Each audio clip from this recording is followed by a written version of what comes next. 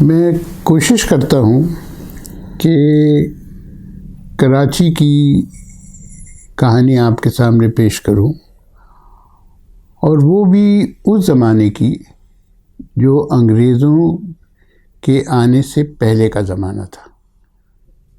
ایک مندر کلفٹن میں واقع ہے، اسے مہادیو کا مندر کہتے ہیں۔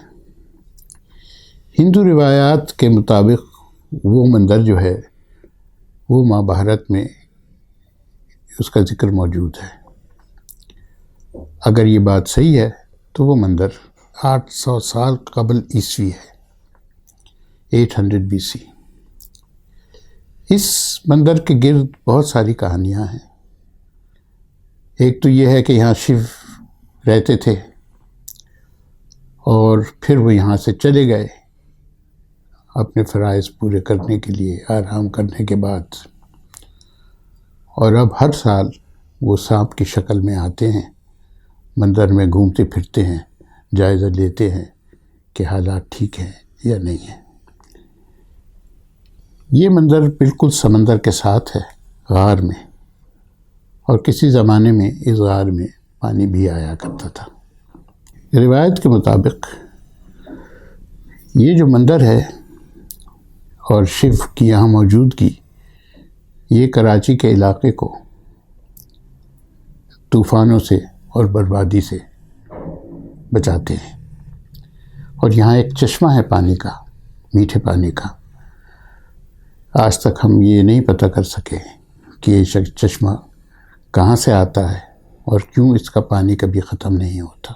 اسی مندر کا قریبی تعلق جغرافیائی طور پہ بھی اور روایت کے طور پہ بھی غازی عبداللہ شاہ کے مزار سے ہوتا ہے، جو کہ ایک اور ٹیلے پہ مندر کے بالکل پاس ہے۔ مندر غار میں ہے اور غازی عبداللہ شاہ کا مزار ٹیلے پہ ہے۔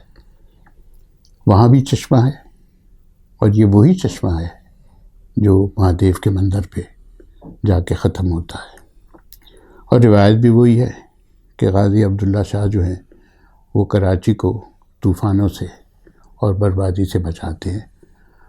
حالانکہ کوئی خاص اچھا کام انہوں نے کیا نہیں، کیونکہ طوفان جو ہیں تاریخ میں مسلسل آتے رہے۔ غازی عبداللہ شاہ کا جو مزار ہے وہ وہاں دفن کیے گئے تھے کوئی 11ویں عیسوی میں، تو وہ بھی 1000 سال سے زیادہ پرانا ہے۔ مگر اور بھی مقامات ہیں جن کی اہمیت ہے مذہبی اور تاریخی طور پہ۔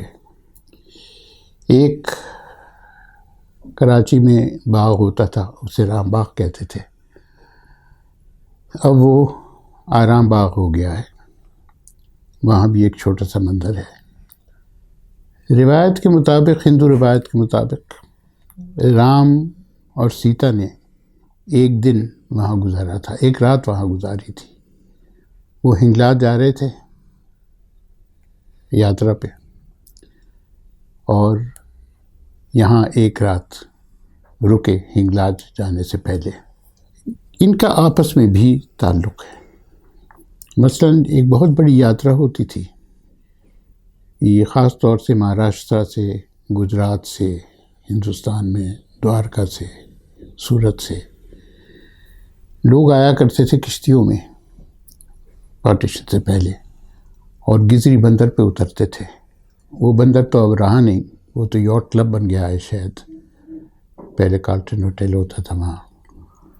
آتے تھے، گزری بندر پہ اترتے تھے، پیدل جاتے تھے مہادیو کے مندر، پھر پیدل وہاں سے جاتے تھے رام باغ، وہاں رات گزارنے کے بعد پھر ہنگلاج پیدل جاتے تھے۔ ہندو مندر اور بھی ہیں جو اہمیت رکھتے ہیں۔ ایک ہنومان کا مندر ہے سورج بازار میں۔ ہندو روایت کے مطابق یہ 1500 سال پرانا ہے۔ پھر منوڑا میں ایک مندر ہے، اس کی 2 روایات ہیں۔ ایک یہ 1650 میں تعمیر کیا گیا تھا، دوسری روایت یہ ہے کہ یہ 700 عیسوی میں تعمیر کیا گیا تھا۔ ایک اور اہم جو زیارت گاہ ہے وہ منگو پیر کی ہے.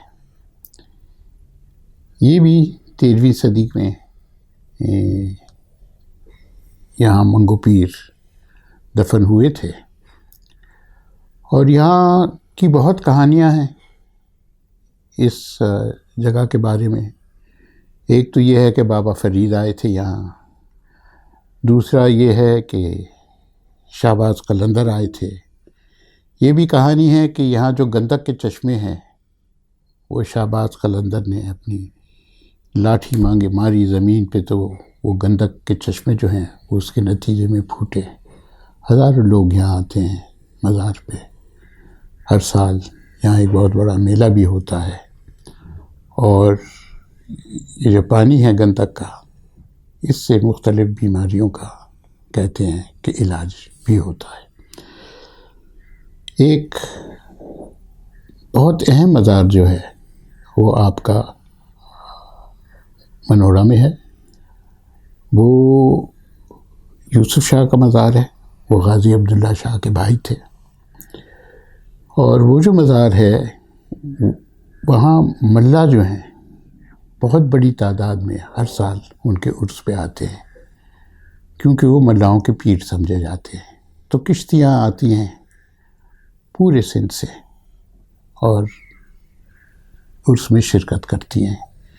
یہاں تھوڑا سا اختلاف بھی ہے ملاؤں میں، کیونکہ کچھ یہ سمجھتے ہیں کہ یہ بندر آئلینڈ پہ دفن ہوئے ہیں اور وہاں بھی ایک مزار ہے اور وہاں بھی عرس ہوتا ہے. تو یہ تھوڑا سا سوچ میں تضاد ہے. تو یہ مستقل روایات ہیں، مگر یہ مقامات جو ہیں یہ سب جن کا میں نے ذکر کیا ہے یہ انگریزوں کے آنے سے پہلے کے مقامات ہیں اور قلعے کے بننے سے پہلے کے مقامات ہیں. دونوں باتیں ہیں یہ.